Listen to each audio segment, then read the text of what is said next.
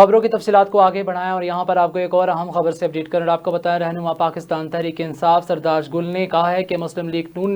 Mandate چور ہے، عوام کے ووٹوں پر ڈاکہ ڈال کر آئی ہے۔ انہوں نے مزید کہا کہ فارم 47 اور فارم 49 والے ہار پہن رہے ہیں، احسن اقبال کا اپنا بھی ووٹ چیک ہونا چاہیے۔ 8 فروری کو عوام فیصلہ کر چکے ہیں، یہ زبردستی خانہ پوری ہو رہی ہے، ان کو خود بھی یقین نہیں کہ ایوان میں ان کی شکلیں دیکھا کریں۔ پوزیشن کیا دیکھنی ہے؟ 8 فروری کو عوام نے فیصلہ کر لیا ہے کہ عمران خان جیت چکا ہے، عوام جیت چکی ہے، پاکستان جیت چکا ہے۔ آج زبردستی اب یہ خانہ پوریاں ہوں گے، یہ ہوتی رہیں گی، لیکن اصل میں تو عمران خان جیت چکا ہے، فارم 45 جیت چکا ہے۔ البتہ فارم 47 اور فارم 49 والے جعلی لوگ زبردستی جو ہے وہ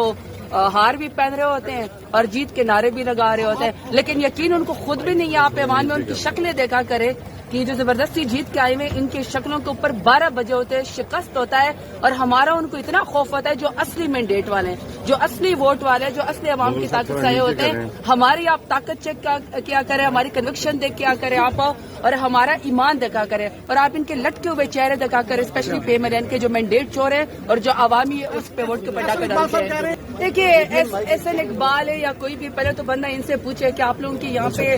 عمریں جو ہے وہ ختم ہو گئی، بال آپ کے سفید ہو گئے، آپ نے تو ان سے کہا نا کہ پروونشل سیٹ پہ اپلائی کیا تھا کہ شاید آپ غلطی سے کہیں پر جو ہے وہ چیف منسٹر بن جائیں، کہیں آپ کو تو انہوں نے کسی قابل سمجھتے ہی نہیں ہے۔ تو یہ جو بیچارے زبردستی کے معتبر بنے ہوئے ہوتے ہیں، ویسے اس کا بھی فارم 45 چیک ہونا چاہیے، وہ بھی جعلی ہی ہوگا، اصل میں کوئی اور جیتا ہوگا پی ٹی آئی کا۔ تو یہ بیچارہ وہاں سے اب دوبارہ یہاں پہ آ گیا، کیونکہ ظاہری بات ہے یہاں پہ چاچے مامے تائے جو ہیں وہ وزیر اعظم وزیر اعلیٰ بن جاتے ہیں۔ احسن اقبال جیسے لوگوں کی نہ کوئی حیثیت ہے، نہ میں ان کی بات کو معتبر سمجھتی۔